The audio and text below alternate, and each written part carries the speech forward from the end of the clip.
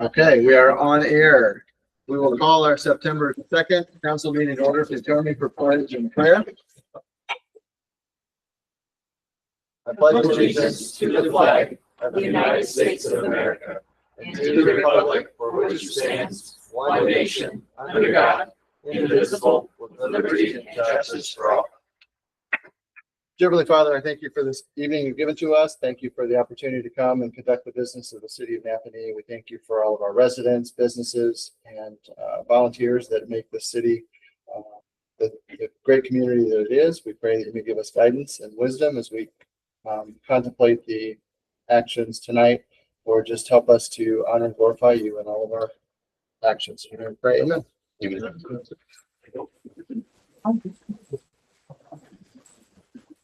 very much. We do have everyone present, so we will move right into the minutes from August 18th. Make a motion for approval. Second that motion. Motion in a second. Any questions, corrections? Hearing none, all in favor signify by saying aye. Aye. Opposed?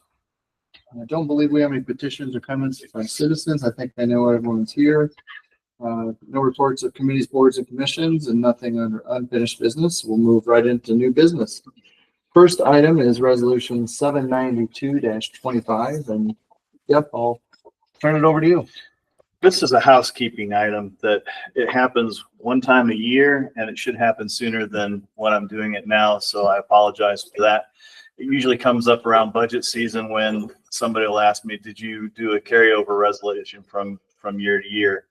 What you're seeing now is at the end of the year in 24, we had some outstanding purchase orders that were going to be invoiced in 25. And in order to have that carry forward, this resolution needed to be in place. So it shows up on our appropriations as being these POs, our open POs for the budget that we had last year. So as you look at these in that general fund, if I look at the open PO, there are two of them are the major part of that. And this goes along with what I was just saying about how we have to order things in advance. For the fire station, we had to order some like a washer and a breathing system for the station, and those two came to $79,000, and those had to be ordered at a certain time. So we need to get a PO put out there, and we'll be paying for them here in the near future. So of that 105, 79 of that is those two invoices that were rolled forward.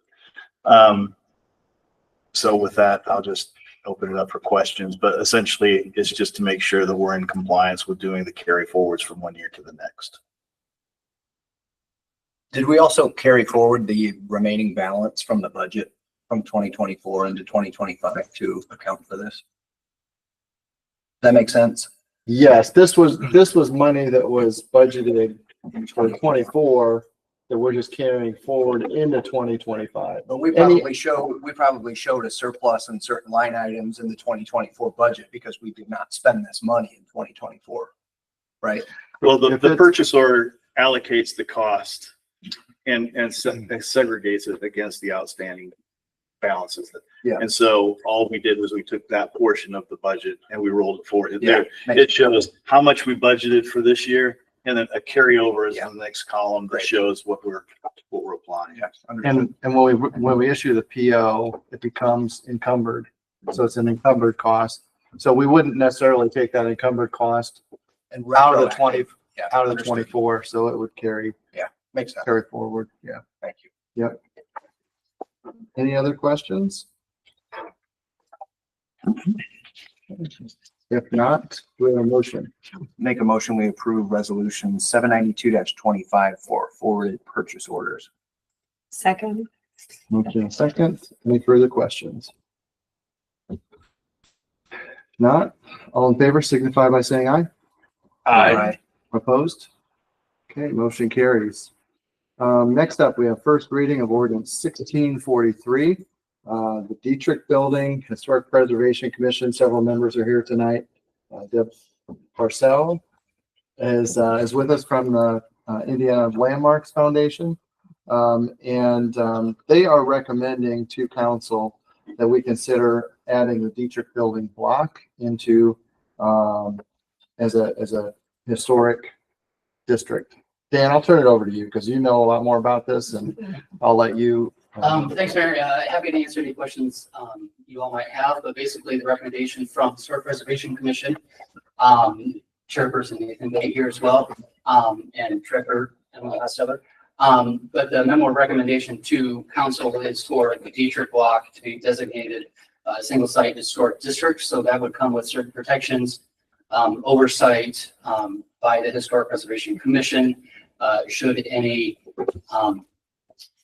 considerable change to the exterior of the structure want to be made down the road. And so this ordinance that would be created would protect that against someone wanting to do something dramatically different outside the character of the historic nature of the building. And there's certain process for that. A certificate of application for a certificate of appropriateness would be issued by the Historic Preservation Commission should someone want to, a future owner, for, let's say, want to do something to that building to change the exterior in some way substantially. And so that oversight only would come into play by this ordinance creation. Great. And Dan, how many other buildings do we have currently under this same designation? Under the same designation, there are 3 buildings in 1 street. So we have the depot, the building itself, the train depot. We have Westside Park Pavilion. We have the Hartman House, which is affixed to the museum. And then the brick portion of Madison Street, North Madison Street. They're all historic districts under this same creation of ordinance. Yes. And Mark, I don't know if you want to just go into where we're at with the Dietrich building right now, as far as redevelopment and plans for that. Yeah, so redevelopment right now is putting together plans for a future RFP that we plan to release here before the end of this year. Out to get more interest from developers and how that relationship will formulate, basically. And we are trying to keep it as a historic as we can for the future too. So, right now, we are hoping to close in a couple of weeks. I believe it's the 16th of September. Yeah. On that building.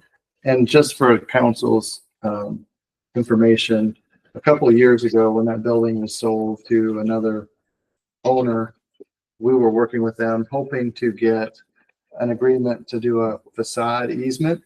And so we were looking to restore that building to its historic character of what it was. What it is, it hasn't really changed a whole lot, but there's some details on the parapet and that we would like to get restored. And I mean, that's one of our largest buildings in the downtown, so there's some historical significance to it. I think what we want to do is, based on the recommendation of Historic Preservation, is get this ordinance ready to go.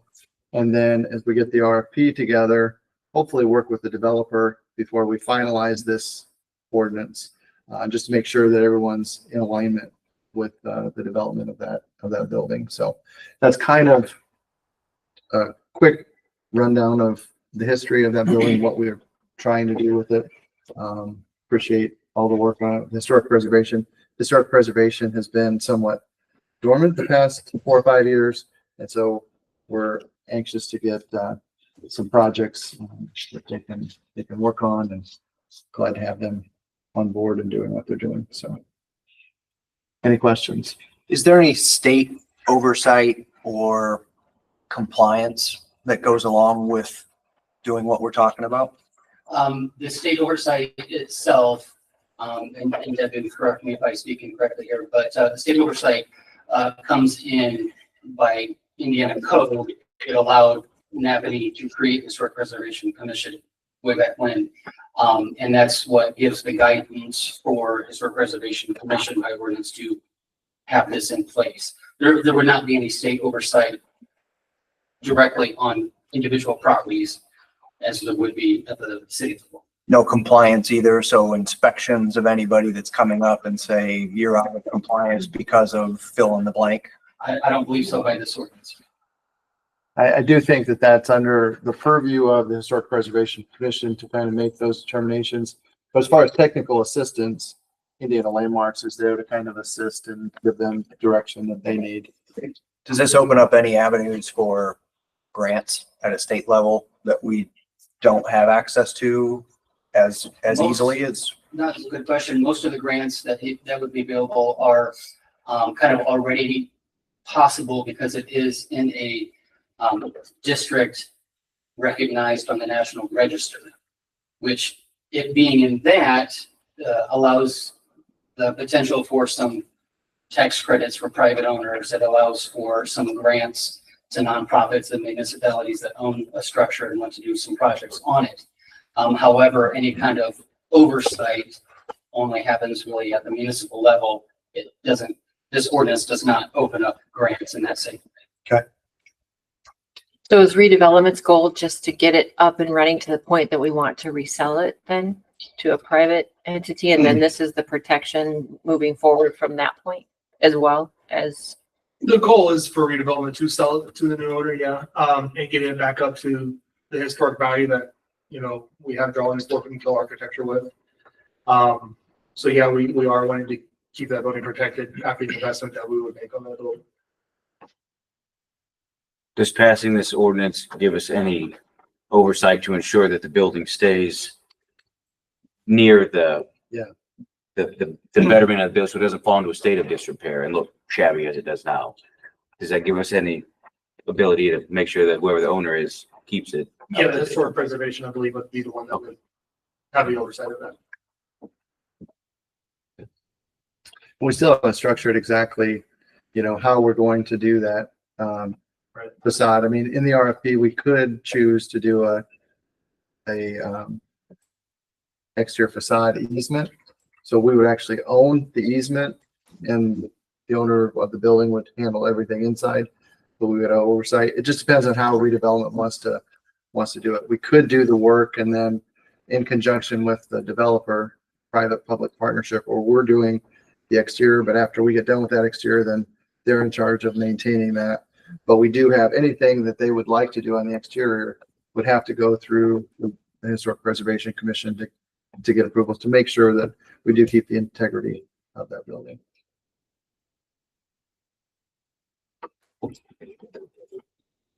Good questions. Anything else? Just curious. Yeah. You mentioned the commission would be in charge of essentially saying if a building fell into disrepair, hey, you need to do something about it. What would be the stick behind that? As in the enforcement mechanism outside of us saying, hey, we think you guys do not have this up to our standards for a historic building. Where's the actual oomph behind making sure it does? I believe the stick behind that, so to speak, would be in the same vein of code enforcement with other buildings downtown. I think historic preservation's oversight mostly comes with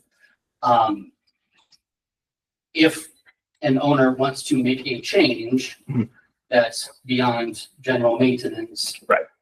Then historic preservation has more of an oversight and say in the matter, so to speak. And it would probably fall more on the code enforcement generally side of things should the building become more in disrepair.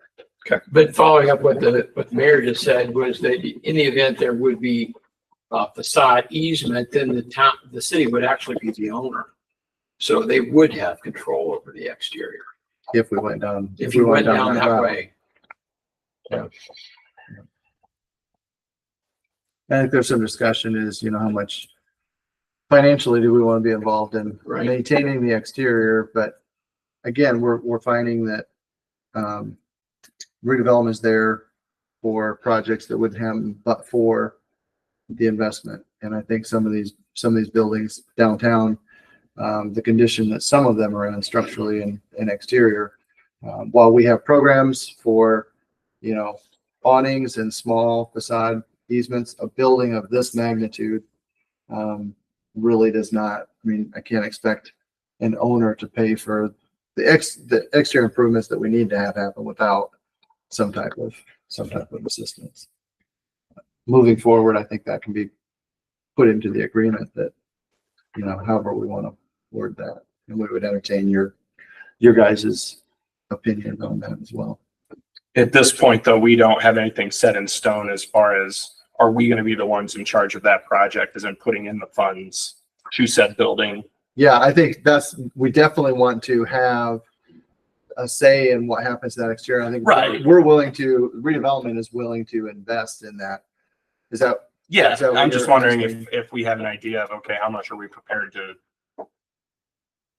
put behind this? We ran through those exercises schematically, conceptually. Mhm. We need to get to the point where it's actual architecture or full-blown construction documents before Okay. we get to that point. But yeah, I mean, it's not gonna be inexpensive. No.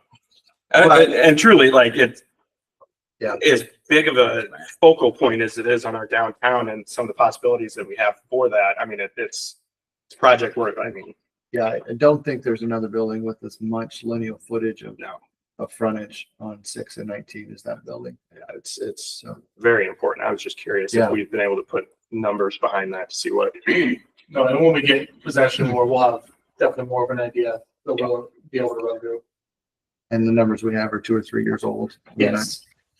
So we have a rough idea, but I don't know how accurate those numbers are in today's The last- numbers. The last 5-6 years, everything, it seems like after a year, just dramatically changes. So. Other questions? Okay. If not, this is just first reading. We have a motion. I would motion to approve the first reading of ordinance 643 for the Dietrich Building and Historic Preservation Commission memo of recommendation. Second that motion. Thank you.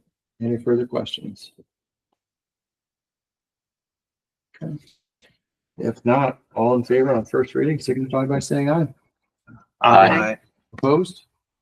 Okay, motion carries. Thank you all for being here. You're welcome to stick around for the rest of the meeting. I'm not going to be offended if you guys want to head out. So leave it up to you guys. All right, next up, we have first reading of ordinance 1644, EDC's forgivable loan. Some of you were in the meeting prior to this one with the EDC. This is for the 252 West Market Street. Sun Queen Holdings is requesting forgivable loan in the amount of $1 million for construction renovation of the building, the old country cabinets building. This needs council approval in ordinance form. And there is a note that is in your packet. And the ordinance just allows us to set up this forgivable loan program. This is for Sun Queen Holdings, and they're planning to move dental operations from the corner downtown to this facility. 6 new jobs created at an average of about $58,000 per job. Plan is to have expand their dental practice, adding a new dentist, more exam rooms, and second floor would then be, and Mark, you correct me if I'm wrong, but the lab would go on the second floor, or were they talking that on the first floor? Somewhere in there would be a I was on the lab, first so they could floor. do their own crowns. Yeah, they can do their own dental improvements there. And with Yeah, scans to blood work as well that they have with it. And then, what they got going for it, I know they're talking to the gentleman who's in CH and they think more elaborate than what I can even think of right now. Yeah. And then upstairs, they were looking to, help with the advancement of training for a lot of the dental hygienists, using their old equipment, that they have from the current building now for the upstairs. And that can take some time to get that accredited, but looking to do that for the upstairs too, to continue education for their dental hygienists they have and for ones that are coming out of school.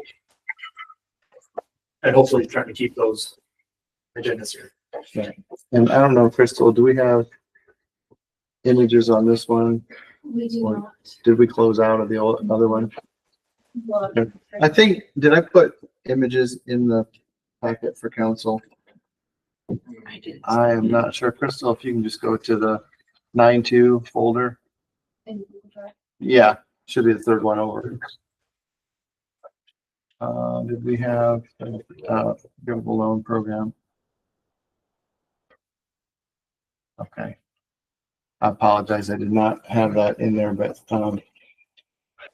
So this is up to $1 million. If he doesn't spend up to $1 million on the exterior Yeah. match, then he won't use the $1 million that we're offering. correct, correct. There's stipulation. I think the exterior was 1.2 million was the exterior improvements. 1.5 was on the interior. And so total investment of about 2.7, not including the cost of the building purchase, which I think was 700,000. So we're looking at about a $3.4 million investment to the downtown. This is similar to what we did for 106 South Main Street, Thingamabobbles, and 1874, same type of project. Yeah, this project has incentivized economic development in our city already.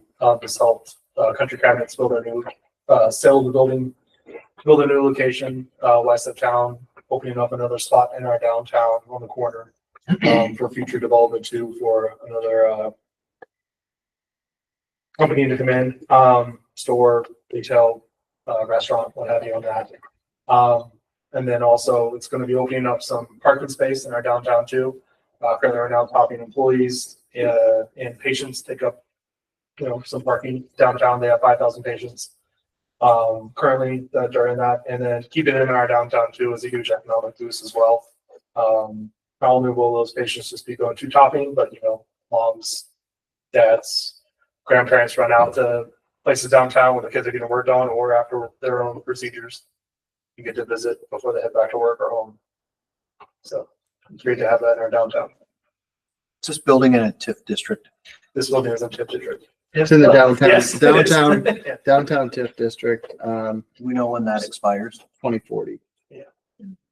Does he have to use this all for the exterior? Or can he use some for the interior? It's all for the exterior. The way it's set up, we set up the parameters. Like I said, it's the same, essentially is what we did, at 106 South Main, which was for exterior improvements.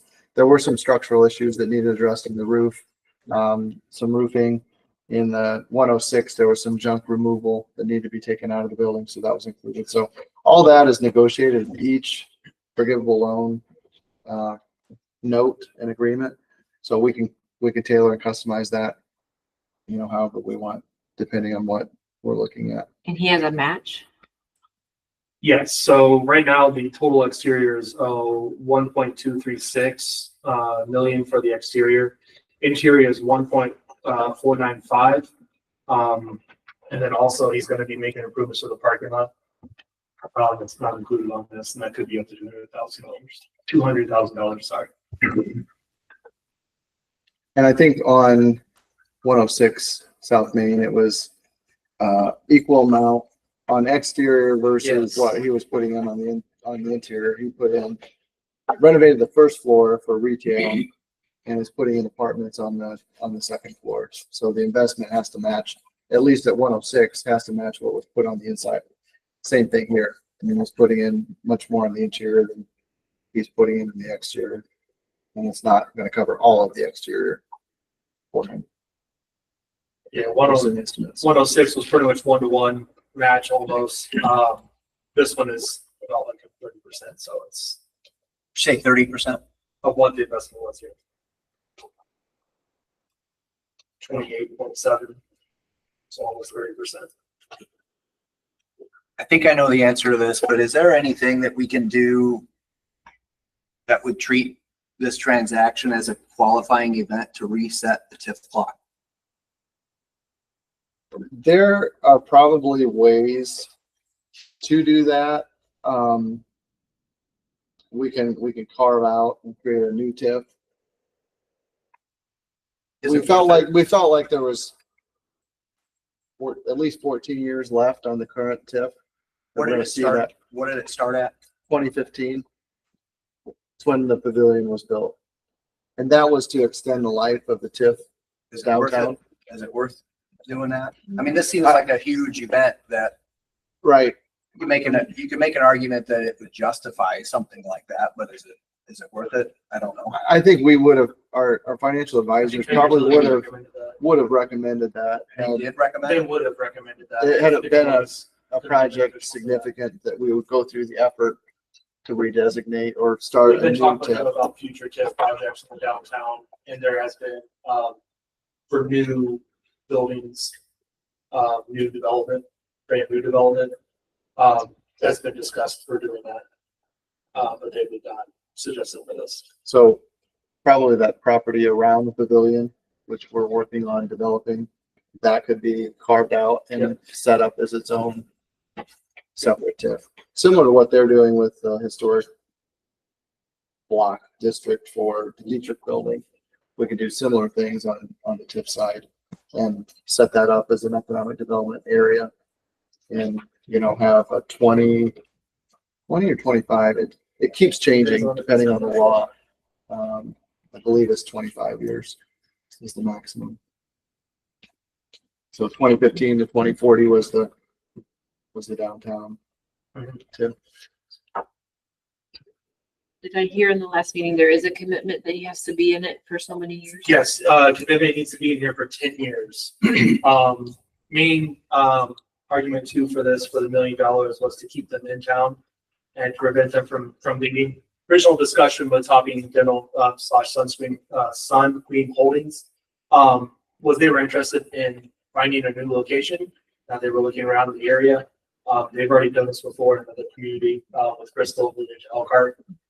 So keeping those 5,000 patients here, those employees here, them here in this community rather than moving to a community next door, was a main goal of ours. What if they leave after 5?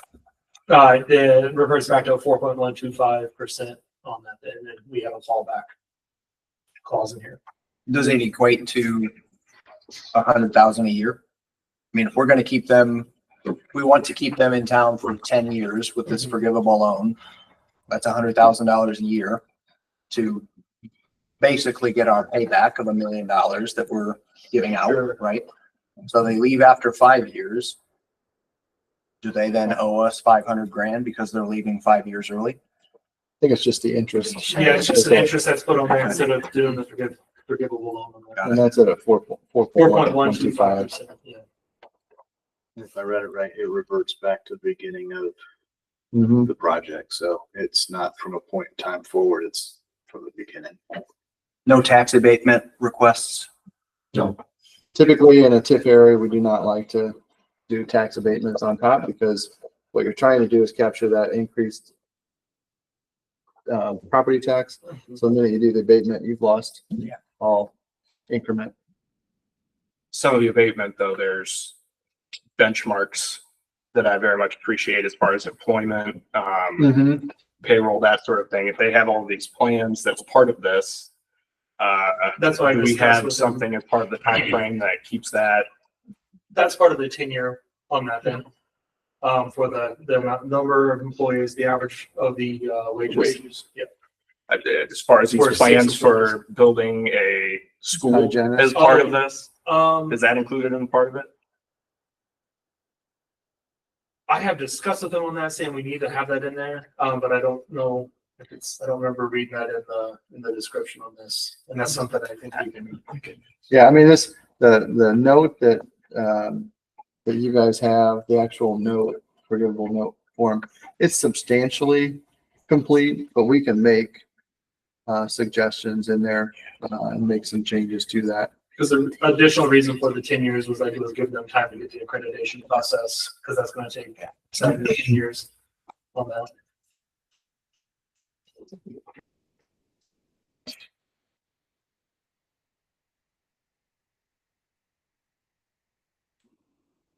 All right, they moved from Bristol to Elkhart. Do we know what Elkhart gave them in incentives to help develop and, my thing is $1 million is setting a precedent with, we have one of these projects in place now for half of that cost that I don't believe is complete at this point technically. If they have to do the apartment Yeah, portion of we're it, part of our 7-year deal for it. right, it expires in 26. We're setting a precedent for these projects moving forward. Between that and like the Dietrich building we discussed, there's between that and the downtown plan that was just completed, there's a lot of costs coming up here that I hope at a time that we're very budget concerned moving forward. There is concerns of that. However, with these improvements, it is increasing the assessed values of the properties in our downtown, and recently with what we've got from the state, reducing those values down. We're going to be able to capture back, our funds too with this, over time. With the improvements of this and the increased value that it will add to the other properties to the downtown for it. And we are working with redevelopment commission to prioritize projects and to go through them. I don't know that there's a project that they can't take on that they can't finance. Well, we don't know the cost of the Dietrich building right now. I guess what I'm saying is we had a report from Baker Tilly in July, right? Yes. Where they kind of estimated, we had the forgivable loan program in there. They had a couple other projects, but if the redevelopment commission did not have other projects in 4 years, they'd be sitting on $10 million. So, I mean, yeah, I understand the point of it maybe setting a precedent, but that's why we set this forgivable loan program up so that it is on an individual basis, and redevelopment commission can set the parameters for that, but it also takes economic development commission and council's approval. So it's not just one organization approving that. So, And I do want to say too, our improvements to our downtown is starting to become one of our highest captured areas. And after the bus industrial expires, we will be looking at the downtown as being one of the more successful TIF areas at that time. And that's according to our projections here from Baker Tilly back in July. That 4-year projection, that was including these projects that were already invested in, both the forgivable loan and the Dietrich projection. do you know if that Dietrich was included? I can give it, we'll put that report in your packet from Baker Tilly, and you guys can see. I know that based off of, I put a little snapshot report together, and based off of where they are right now, an estimated income is probably going to be a little low. And with all of the other projects they have, the Dietrich building's in there, the $1 million is in there. There's another property acquisition in there. At the end of January, they'll have roughly $4 million in cash after those projects, including this one. including this one. I mean, that's why, I mean, the reason we set up TIF is because of economic development. And with the Senate Enrolled Act 1, I think they're going to be our economic development arm moving into the future. So I think we do need to be careful about how I'm going to call it invest the money, because if we do it right, TIF will generate revenue for us in the long run. So that's the goal.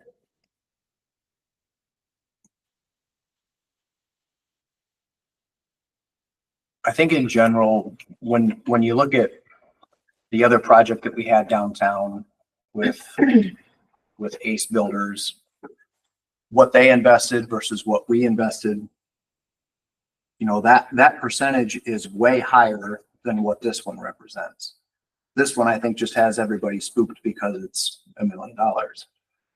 And, you know, based on what was communicated to the Toppings kind of right out of the gate, that kind of set expectations for them to proceed with the budget that they had in mind, banking on this. Did we explicitly say that we were going to give them $1 million? We had a letter of intent that was $500,000 to $1 million. And they had discussed with us the whole time that they needed $1 million throughout the whole process. And there was verbiage in there as well that said based on the initial investment based on the skin that they had in the game on this project as a whole, right? So I think they just did the math and said, well, if Ace Builders, they did 500,000 and they got a match of 500,000. Well, we're doing way more than that. This should justify the million. I know that's how they looked at it, right? Yeah, that's what was discussed, from the talks within it myself and to our board. So as part of that though, are we setting up for future, and this is removed from this project, are we setting ourselves up to say in the future, any developer that's coming to redevelop some of our spaces, we're just going to assume that top limit regardless? I think now, from what we've learned, because, this is on our second project from the Forgivable Loan Fund, we are learning how the metrics of this works more. And I think going forward from this project, we need to have a limit on this or a certain match. And I think that's something redevelopment needs to consider looking more into. Because what's the next number be? 2 million? So I think we had originally set up there as $1 million be the max on this before, I believe with Baker Tilly and Ice Miller, what we decided on that. But I think as we get more, the talk and interest from developers around the city, I think we do need to have a cap on this. To be honest with you. And I'm not sure if that's a cap on, I $1 would million just is say our- as part of that initial negotiation, 500 to $1 million is a huge difference. And, if I'm looking at it from layman's terms, I would probably say, well, 5 to $1 million, split the difference and go from there. But if you set it, we're setting it at that upper end, any developer is going to come to us and say, hey, we need that full amount.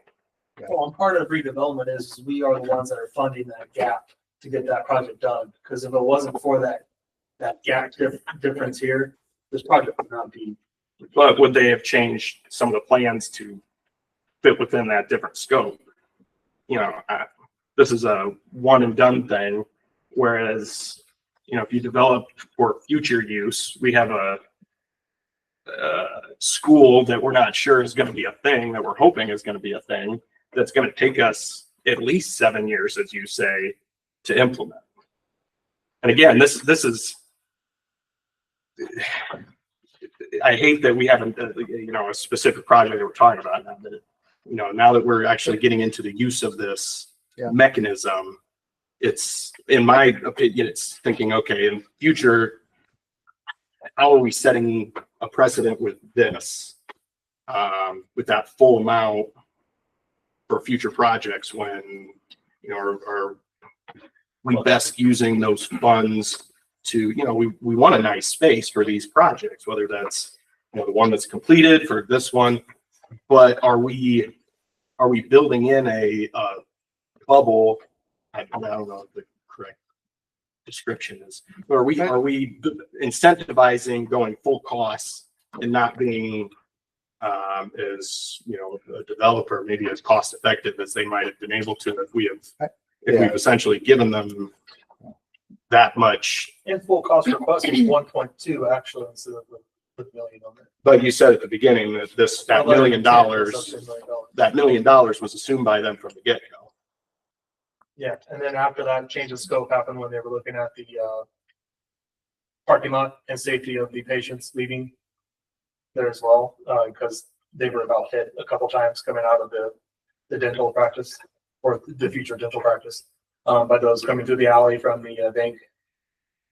So they were trying to find some safety measures on that. So You could block that off pretty easily. But I also had. No, but again, I think to your point, Ben. I don't mean it to be this No, specific. I'm just no. saying, how do we frame this for the future that Had we been sitting on just like 500,000 in our cash reserves and redevelopment, we would have never, considered that. But I think we're in a financial position where we can do projects like this.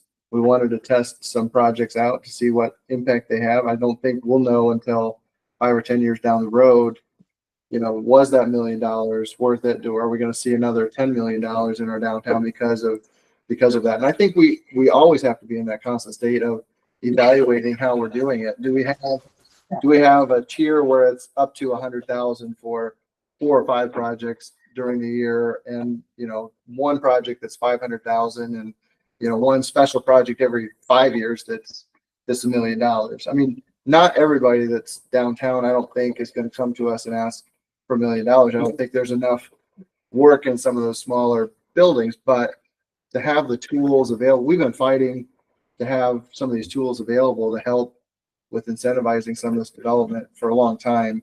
We finally have something in place. Does it need to be reviewed and tweaked? Yeah, it does. Will this set a precedent? I'm sure it's going to draw some interest. Which is, I mean, if that part is good, right. The want to question is, how do we financially responsibly steward that development? And part of it, the space that is the project that's almost done. Yeah. Is in a downtown space that doesn't just affect that specific building. You've got an entire downtown that's all interwoven. Yeah. That is, to me, even more crucial that those spaces are thriving. That's technically as part of downtown, Right. but it's a standalone space that, you don't have quite the same, the guys on each side of them, down in the space down here are reliant on that space being kept up Mhm. in a certain way. Whereas, this isn't quite part of that same footprint. So I don't know if we need to view certain spaces differently. And I think that's something that redevelopment Yeah. is looking at, is Because- what are their priorities? What's going to foster the development they want to see in the Downtown, in that space there across the street from that, there is, plans of us to do a plaza down there. Mhm. And with other developments surrounding that plaza, this is a backdrop that will help that area look better too. I mean, it's just even more support for future projects we have in mind coming up. I mean, this is step one down in this area, and they can down there feel more connected to downtown as we begin more of our processes, learn from our downtown master plan. And again, I don't mean for this, I No. think that this is the I understand the it. specific project to be thinking, okay, broader terms, how are we setting infrastructure for this to better fit well, maybe not even better fit, but. And I think we're trying to get those smaller improvements too. We got the Nifty program, and Mark's been, working with BID and with redevelopment to help promote that, which is up to a $10,000. Up to $10,000, 80/20 match on that.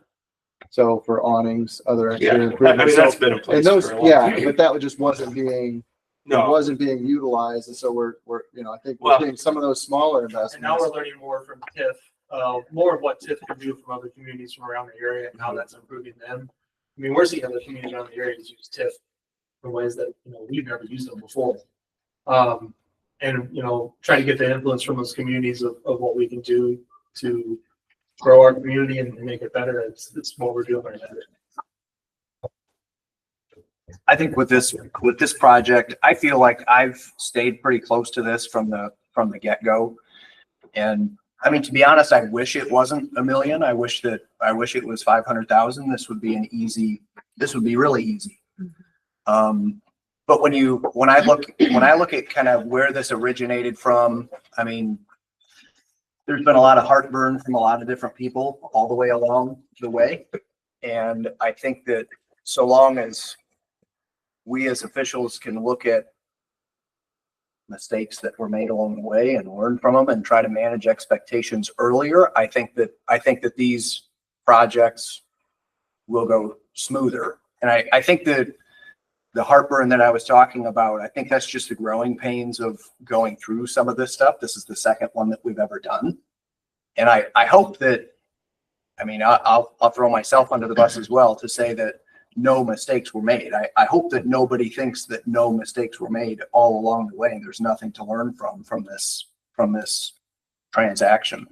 So, but to be honest, because of where it started, the line of communication that happened, we're fortunate that, I think to Jeff's point, that we have money in redevelopment, and I don't know about everybody else, but I view redevelopment as an investment. It's not a piggy bank to sit there and collect money market interest rates forever. It's there to be invested.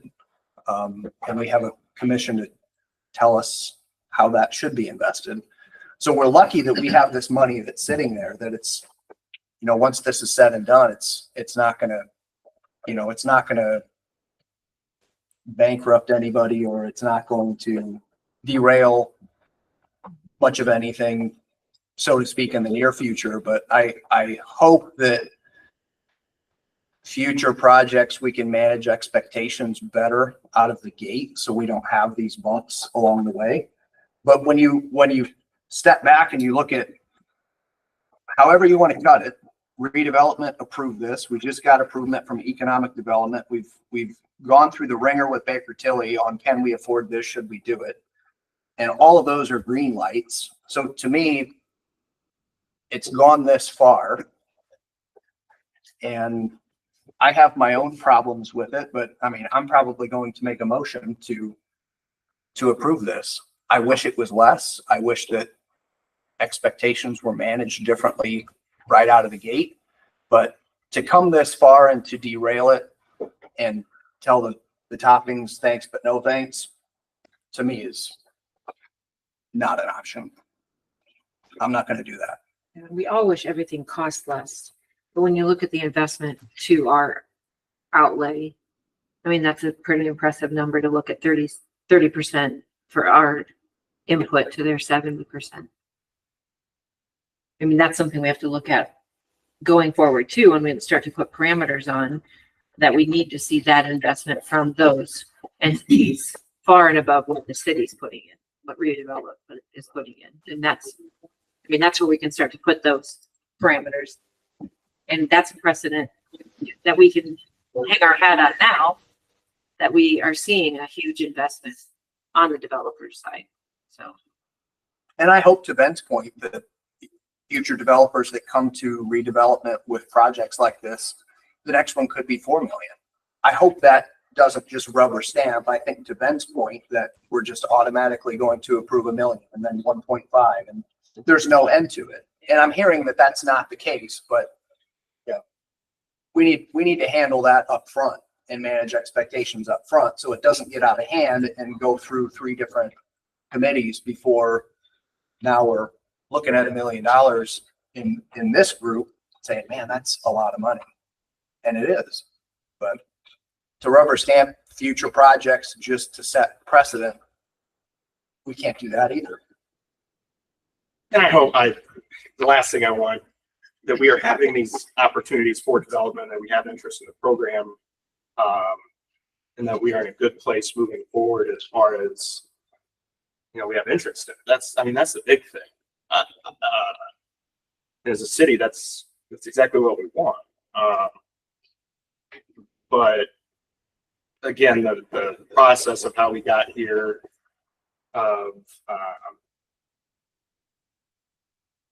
it's just been a messy go of it. I think this has been a great dialogue, and, I think we all have a lot to learn in the process. As we move forward with other projects, I think we're going to be changing, our approach. And so, I think if everyone can walk away from this thinking, no, it's not perfect, but I think we've got room to improve. But I think it's a good program. It's worth working on those little hiccups that we had along the way, and making the process smoother and more informative for the developers and for us as we move forward. I think it's great. I think it's great that we have this discussion in a civil manner, and it's good for public policy. Any other questions? Comments? Okay, if not, do we have a motion on first reading on ordinance? Make a motion, we approve first reading of ordinance 1644 for the EDC forgivable loan. second. Action in a second. Any further questions? not, all in favor signify by saying aye. Aye. Opposed? Me. Thank you. Thank you. Thank you. Next up, we have review schedule for budget and set times for special sessions. Jeff and I were looking at the budget schedule. We have to have our budget submitted by October 31st or November 1st. And moving back from there, I think we have to have, in our case, we have to have 3 readings of the budget. Second reading will have a public hearing attached to it. That public hearing has to happen at least 10 days before adoption of the budget. So what we wanted to do is talk to the council. First reading will be September 15th at the next meeting.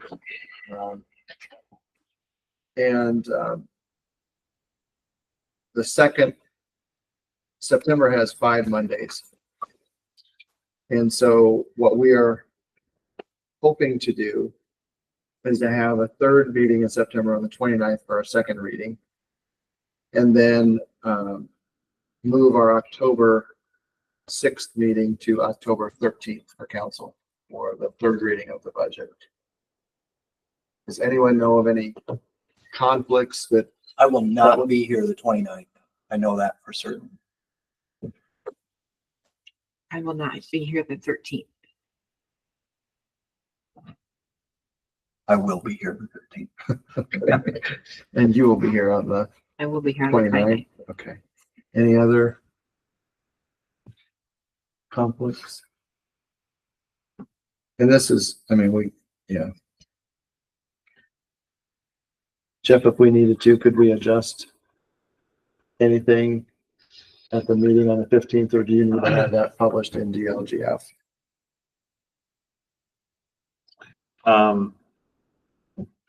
The schedule is already posted, but it's a tentative schedule. It can fluctuate as we wish. So what we post out there is simply, here's what we think is going to happen. And I don't think that we have to change it in DLG in the gateway system. But we'll need to give proper notice for the specific dates that we do choose. I mean, I'm open to other suggestions or ideas if you guys would like. We are meeting the 15th. We are meeting the 15th, first reading. We'll go through the nuts and bolts of it, kind of give you the highlighted points of what the key elements are. We got limited funds available to us, so there's not going to be a whole lot of change to this year's budget. Go over everything. And the second reading is just giving the public a chance to comment, and then approve that on second reading, and then third reading be on the 13th.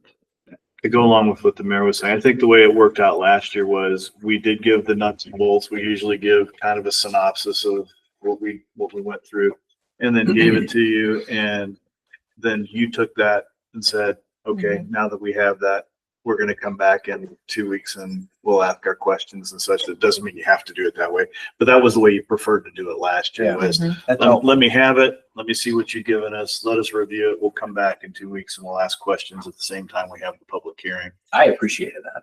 Me I mean, too. I didn't have a problem that with was it at all. smoother, I feel like.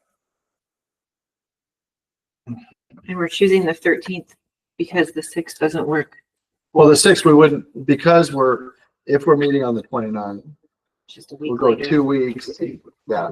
You have to have 10 days between the public hearing and the 6th wouldn't give us, so the 9th would if you went on that October. Thursday, but If you want to meet on a Thursday, we could do it October 9th.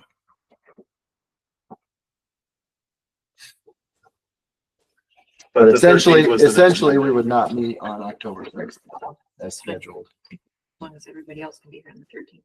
I think it would be a 1 meeting month, right? It depends on how, what you guys need from the clerk treasurer's office, if you need to have another meeting. It would also give us the opportunity, if we did have some type of glitch on the 13th and we weren't comfortable approving on a third reading, we have a chance to adjust it and have another meeting on the 27th. If we would need to. But that would be a quick turn because we have to get the budget in and gateway and everything has to be stowed away by November 1st. So I'm confident we can do that. Fall breaks the 20th, Yeah, so you could skip fall break. Right, Do the 27th. right, right. That's kind of what we were thinking. We've got, the AIM Idea Summit Oh. that week. But a lot of our department heads and myself will be gone that Monday. Okay. So do we want to go ahead and someone want to make a motion to entertain this schedule with no meeting on October 6th, but meeting on September 29th and 13th as special meetings? So moved. Seconded. Motion second. Any questions? Concerns? If not, all in favor signify by saying aye. I, Okay. Opposed? Okay, thank you very much. We are to approval of accounts payable vouchers. Of the 1,000,002 that you see before you, 825,000 of that is payroll and insurance and retirement related. So that all flows through together at this point in time. Board and trash and recycling is on page 29, and that's 50,000. And Visit Napanee is a match, and they have to, in order to have their, well, when they do their Friday Fest, in order for the city to match them, they have to raise $25,000 in order for us to match them. And they presented the certification that they had raised it. And so our match is in there tonight. Other than that, that makes up roughly 900,000. The rest of it's just normal course of business. Questions? If not, do we have a motion? make a motion, we approve APVs totaling $1,214,141.39. Second. Motion and second. Any further questions? If not, all in favor signify by saying aye. Aye. Opposed? Okay, did I miss anything? Go ahead. No, I was just, Reports of city officers? I just wanted to give an update. I did reinvest the rainy day CD. It was $1,168,000, I should say. And I was able to do that at 4.2% for 12 months. So it was in excess of 4%. We weren't sure exactly where it was going to be, but that came in really in a good place. And then I invested 1.2 million of sewer, and I was able to get 4.3% for 6 months. So I was really pleased with the return that we'll get on those. Good job. Now we'll just hope that the Fed lowers interest rates in September, right? Make us look smart. Okay. Thank you, Jeff. Any questions? Anybody else? Okay, we have a motion to adjourn. So moved. Second. A second, all in favor? Aye. We are adjourned. Thank you all for adjusting your schedules and for the dialogue tonight.